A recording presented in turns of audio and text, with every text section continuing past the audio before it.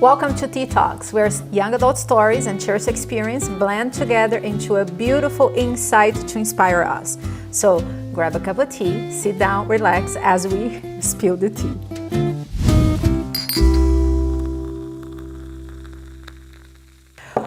With me today, I have my good friend Katrina. Katrina, I am so happy that you accept the invitation to come and share a little bit of who you are. So let's start right there.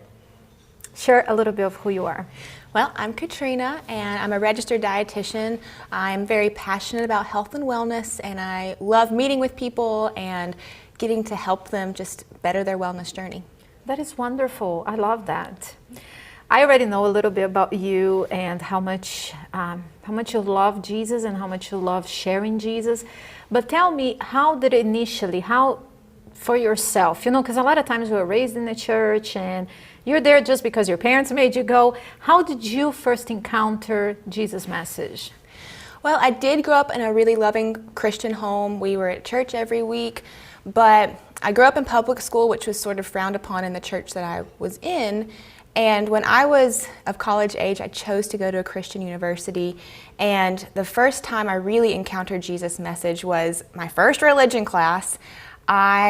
Now, I'm a type A, straight A student, and this is my first religion class ever, other than school and church.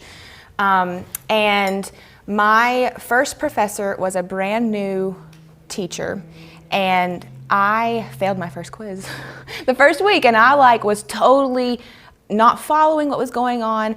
And being the way that I am, I went to my computer and emailed every single religion professor in the school to see what I could do. Could I get a different class? Could I learn something else? And only one professor emailed me back, and he invited me to come to his office, and we talked about what was going on, my background, and he told me, Katrina, my class is full. I never add people to my class, but something is telling me that you need to be in my class. So he added me, and it was the life and teachings of Jesus. We studied the gospel, and it completely changed my life. I took that class too, and I loved that class. Mm-hmm. That class, was a kind of life-changing experience for me as well. What does it mean to you to take Jesus' message seriously? I think it's, stop overcomplicating it. Oof. Jesus loved, and he gave people grace, and he healed, and he met people where they were. And I think if we did that, we would go a lot further in our ministries. How do you see that looks like in a church? Like practical examples. Practical examples. Welcoming people into your church. Allowing young adults to be in ministry and supporting them all on their ministry. And inviting them to do things, like not being so exclusive in the extra activities, the socials and things. Bridging a gap. Yeah. What would you say to the older generation that they're struggling because they're like, I wanted to be involved with young adults. I wanted to invite them over, but they don't seem to want to have anything to do with us. So what would you say to maybe help this gap? I think the biggest thing is when we are together, just, again, be welcoming and not have any spiritual superiority to the young adult groups. A lot of young adults maybe are less traditional and might be trying to bring more of a contemporary atmosphere, whether it be with the praise team or with a young adult class. And I think just having support, even if you don't like to worship in that way, giving us the opportunity to do it. That way we can be a blessing to other people who like to worship in that way and to share the love of Jesus and to glorify him through music, or even just within our class.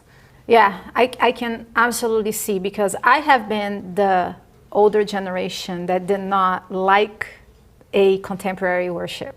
That was me a few years ago. And for me, what made a change was actually when I got some education. I actually went also to Christian university, a wonderful Christian university, that when I started learning the Bible for myself and I started learning what was man-made tradition, like that idea, holy looks like this, and they put in a little square, and everything that looks anything different, it's not holy, it's not right, it's wrong. So while I had that mindset, I was pushing a lot of young people away. So for me, besides everything that you just said, like get to know them, open up, also sometimes education, like trying to understand really what is something that, hey, this is what the Bible says, and this is, oh, maybe this is just a tradition that I never really paid attention to it, Why do you think the older generation believes that the younger generation does not care about Jesus' message? I think it comes back to not taking us seriously and thinking that we just want to have fun, thinking maybe we're partying or something like that and we can never take Jesus' message seriously. Well, I'll tell you, I've never partied in my life. And I just want to simplify Jesus' message for other people and to grow the church.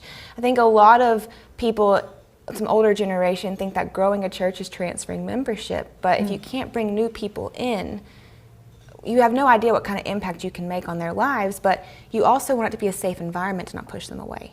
Yeah, I do see that bridging the gap is so important. So on one side, we want the older generation to allow young people to participate, to make mistakes, but also what do you see the young adults can do more to bridge this gap?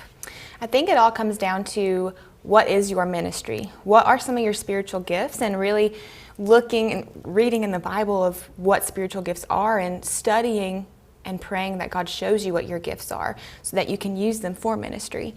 And then also being bold enough to start it and to not be scared of what others are going to say or some backlash you might get, and really fogging out the negative so that you can push through and go through your ministry and allow God to lead it, not doing it for yourself. I think that's a big one in the church with the older generation is they might think we're doing things to glorify ourselves. That's just from my own personal experience. When really, if I was doing ministry for myself, I wouldn't be doing it.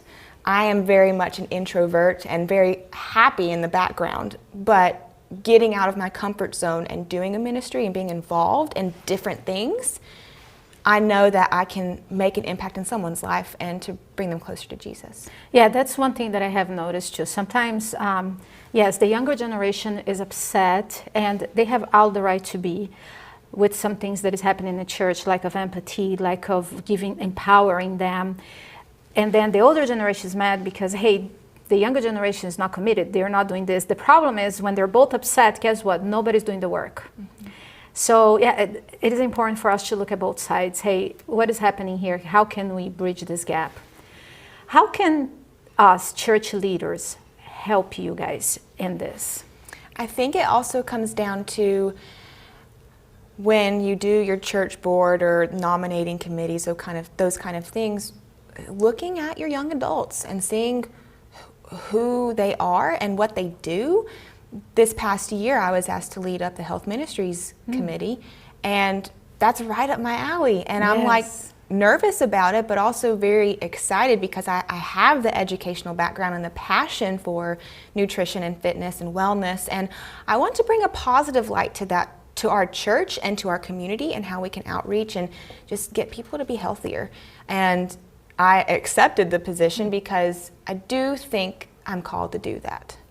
Yeah, and I'm going to say to church leaders that are frustrated, because I'm not going to lie, I had asked so many young people to help me with things, and I got a lot of no's or I got yes, and they never show up. But I think the secret is, because there is this hostile feeling against the institution, if we don't continue to ask them, I had to continue asking until I found a good group that I could work with, but I didn't give up. Mm-hmm. So I think those things, allowing them to participate and don't give up. If the first one doesn't say yes, continue, because we can't just say, see, this two didn't work, nobody works, mm-hmm. So it's just giving that continuance. Mm-hmm. And the last question, what would you say to this young person who is struggling to understand Jesus' message, especially because of what other people are doing to them? what would you have to say to this person? Number one, prayer and growth, your own relationship with Jesus, because that's what's going to help you. The closer you get to Jesus, the more or easier it gets to block out the negativity and to block out the messiness of a church, and to just keep pushing forward and to truly allow God to lead your path.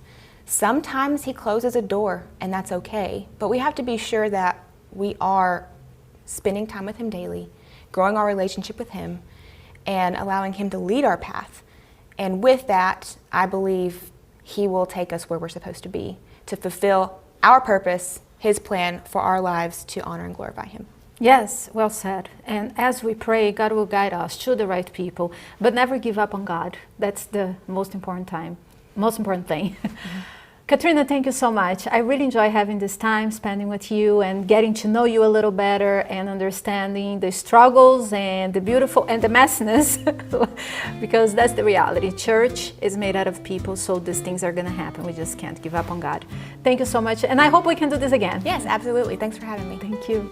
And for you at home, thank you for joining Tea Talks. Keep stirring up the conversations and embracing the beautiful and the messiness of life. And until next time.